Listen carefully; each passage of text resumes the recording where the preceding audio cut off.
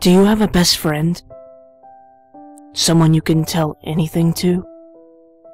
Someone you would trust with your deepest, darkest secrets?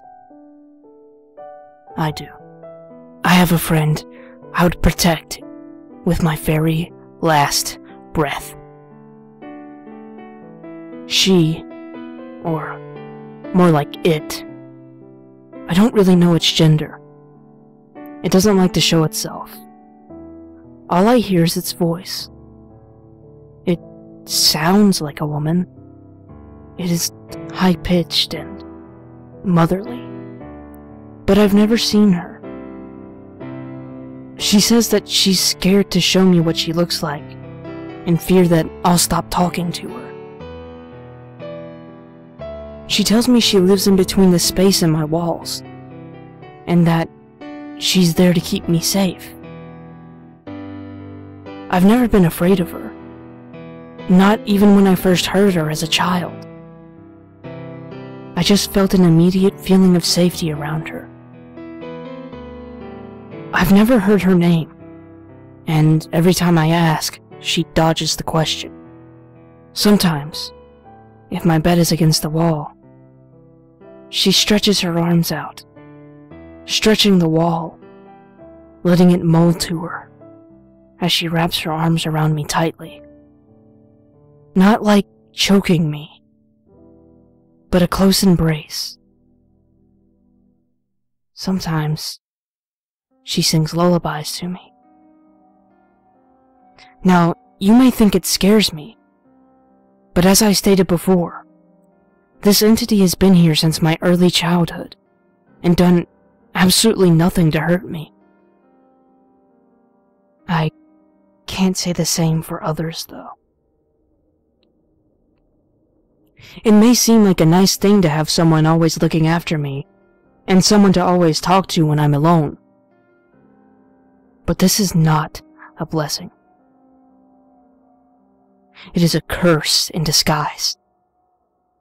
This only revealed itself after I began to seek out a relationship. I was rather young at the time, 15, I believe, when I was finally trusted to be home alone. So, like any reckless teenager, I called up a few friends and had a party. Not a large one, just a few of my good friends and my girlfriend Pamela. I'm sure you can see where this is going. After the guys left, I was left alone with Pamela. It started out with kissing, and then groping, and so on. Long story short, we had sex. She slept in my arms that night. I was just dozing off when I heard a sigh of disapproval, like one my mother would give me for not doing what I was told the first time. I just thought it was Pamela exhaling deeply in her sleep. The next morning, Pamela was gone. My arms still wrapped around the space that she once occupied. At first, I had just assumed that she was late for work. But then I glanced at the clock. It read 7 a.m. She didn't have to be at work until 9. I looked around the house to see if she had gotten up, but she was nowhere to be found. I tried calling her, but it said her phone was disconnected. I started to get worried.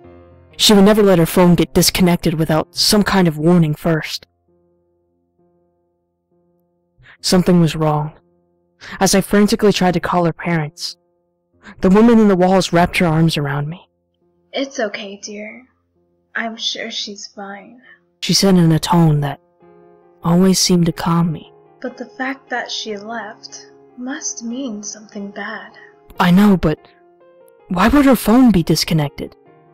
It's not like she just wanted the sex, right? I don't know, dear. Some girls can be very cruel.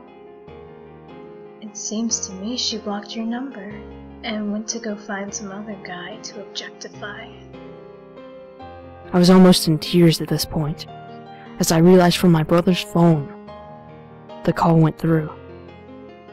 I had half a mind to scream at her voicemail, but I didn't. I just hung up and cried. The woman in the walls held me all day, never leaving my side, humming to me, swaying with me. After that incident, I was rather devastated, and I didn't try to pursue a relationship for quite a while.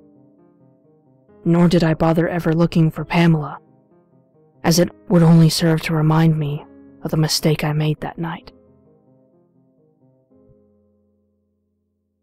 About 6 years later, I dated another girl, Heather.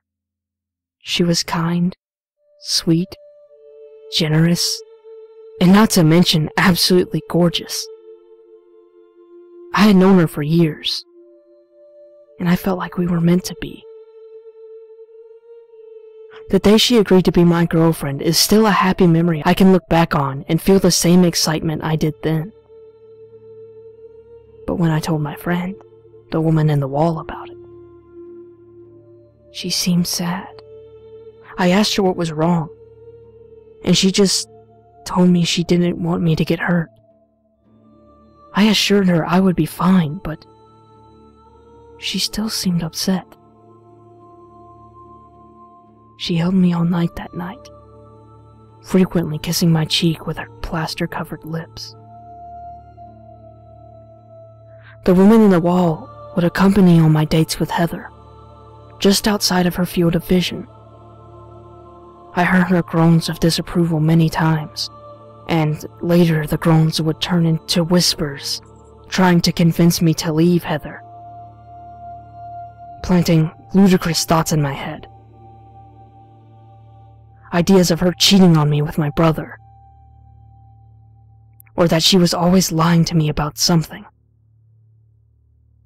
I would always tell the woman in the wall that I know she's different, and she wouldn't do that to me. And every time I said that, she would cry and say, I just don't want you to get hurt. Months passed, and I truly felt love for the first time since Pamela. I was more mature by this point, and felt like it was a real love me and Heather had. So I asked her to marry me.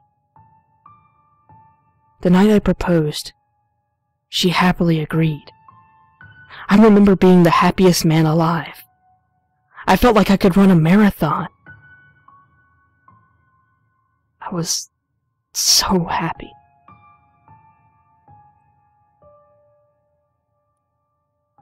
The few months preceding the wedding, I never saw the woman in the wall. The night I told her I was getting married, she acted so upset. She began crying, screaming, and knocking things over all night. After that, I didn't see the woman in the walls until the night of my honeymoon. After the wedding, me and Heather went to my home, which, embarrassingly, was still my mother's home. I remember falling asleep in her arms. I woke up and got ready for work the next day, and I would have woken my new blushing bride, but we had been up all night, celebrating, if you get my drift, so I let her sleep. When I got home from work, the police surrounded my house. Panic set in, and I ran with the speed and strength only a husband can have when his wife is in danger. However, the sheriff stopped me. "Let me go! What happened here?" I screamed, desperately trying to escape his grip. Sir, I'm gonna need you to calm down and answer some questions. There had been a double murder. You need to keep calm and answer my questions. The officer said, struggling, as I repeatedly elbowed him in the side. Who's been killed?" I shrieked, breaking free. The bodies have been identified as Miss Pamela Winkle and newlywed Heather Smith. We found their bodies in the space between your walls with the word mind scratched into their bodies. The moment that he said that, my heart sank. I didn't even have to think. I knew who it was. My friend. The woman in the wall. I was convicted of murder. What was I supposed to say? The woman in the wall killed them? I tried. I now reside in Richard Collins' home for the criminally insane. I have not tried to get in another relationship in my several years here. There is only one woman for me. The woman in the wall. She is all that I will ever need.